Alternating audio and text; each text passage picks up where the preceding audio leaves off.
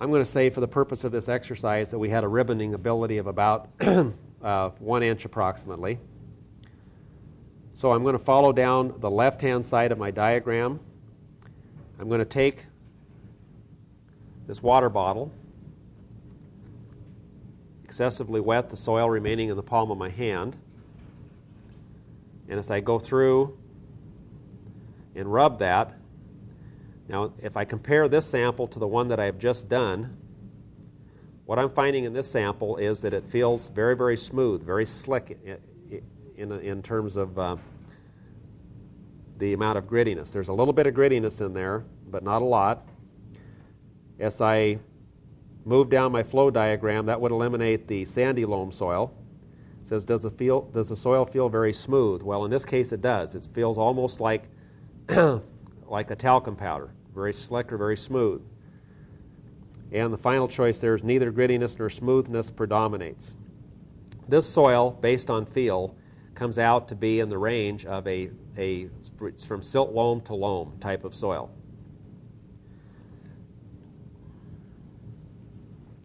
So even though it has a much different color than the previous soil, from a textural class standpoint, they're not that far apart in the textural triangle. So here again, color is something that does not necessarily indicate texture.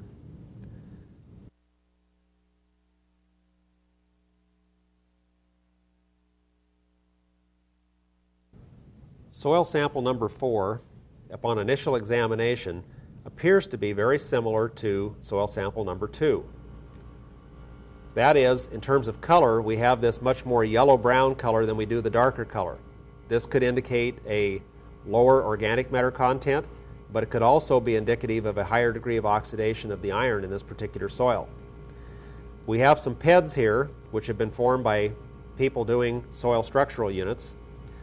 When we take this PED, try to crush it between our fingers, we're not able to crush it like we were on soil sample number 3, but it's much more similar to the second soil sample in that the PEDs are much harder to break. I take this between my 2 hands and I am able to break it. As I examine this soil, this may be a little difficult for you to see, but as I examine the soil more closely, I also notice a considerable amount of grittiness in this particular soil sample. So this tells me that this soil sample has quite a bit of clay in it, but on the other hand, it also has quite a bit of sand. So now I'm going to take some of this soil that has had the PEDs removed or broken up, place it in the palm of my hand. Remember, I'm trying to get approximately 25 grams, but the way to judge that is to basically pretty much fill the palm of your hand. It's better to have a little bit too much than not enough, because if you have not enough soil and you try to form a ribbon, you don't have enough material there to work with.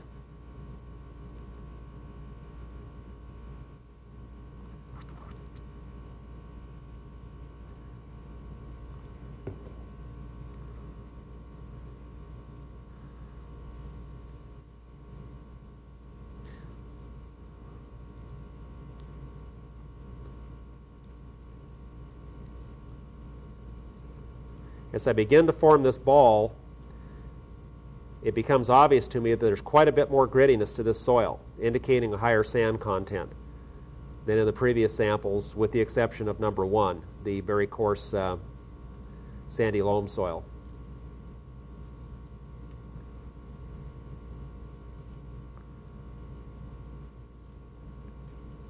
Maybe just a little bit on the wet side, so I'm going to add just a little bit more.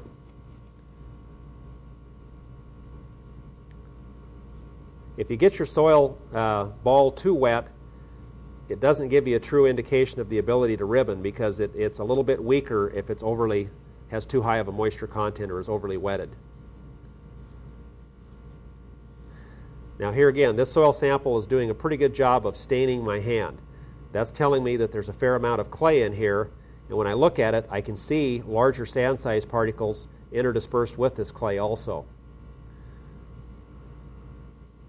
So my initial test is, will it form a ball? And you can see that it does form a pretty good ball. And I'm going to take this ball and try to ribbon it out.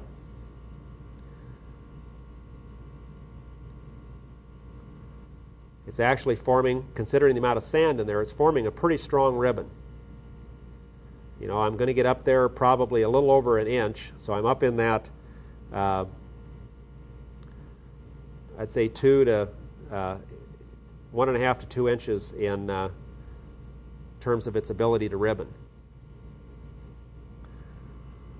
As I look down through my flow chart, I'm in the middle column. It says, does the soil make a medium ribbon, which I'm classifying this as a medium ribbon, between 1 and 2 inches in length, or 2.5 to 5 centimeters. Now, so the next thing is, I'm really in a category where this soil could either be a sandy clay loam, silty clay loam, or a clay loam. It's going to be a loam soil, but in this particular situation, as I overly wet, some of this soil is remaining in the palm of my hand. I'm trying to determine whether grittiness, smoothness, or stickiness predominates here. And in this particular situation, it's definitely the grittiness that predominates when you perform this saturated soil test where you rub your finger on the palm of your hand. So if grittiness predominates, that puts this soil into a sandy clay loam category. There's enough silt, clay, and loam in here to make it a loam type of soil, but it has a proportionately higher amounts of clay and sand, therefore the textural class name of sandy clay loam.